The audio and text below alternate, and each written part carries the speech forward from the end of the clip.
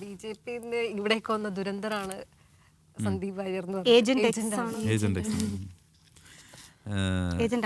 എന്നെ നോക്കൂ, ആ എല്ലാ സൗഭാഗ്യങ്ങളുമുള്ള അല്ലെങ്കിൽ ഇന്ത്യ ഭരിച്ചുകൊണ്ടിരിക്കുന്ന 10-20 സംസ്ഥാനങ്ങളിൽ അധികാരമുള്ള, ഒരു പക്ഷേ നാളെ ഒരു അധിക വർഷങ്ങൾ വൈകാതെ കേരളത്തിലെ BJPയുടെ ഏറ്റവും ടോപ്പ് പോസ്റ്റിൽ വരെ എത്താൻ സാധ്യതയുണ്ടായിരുന്ന ഒരാൾ അതൊന്നും വേണ്ട എന്ന് പറഞ്ഞ് ഇട്ടെറിഞ്ഞ് വരണമെങ്കിൽ അത് കൃത്യമായിട്ടുള്ളൊരു അല്ലെങ്കിൽ ഒരു കാരണം ഉണ്ടായിരിക്കുമല്ലോ. അല്ലാതിപ്പോൾ അവിടെ നിന്ന് ഇറങ്ങി വരണ മാത്രമല്ല, അതിനോട് BJPയോട് എതിരിടുക, അവരെ പ്രത്യയശാസ്ത്രമായിട്ട് തന്നെ അവർ പറയുന്ന കാര്യങ്ങൾ കഴിഞ്ഞ 1.5 വർഷമായിട്ട് നിങ്ങൾ എൻ്റെ സോഷ്യൽ മീഡിയ പേജ് പരിശോധിക്കുക.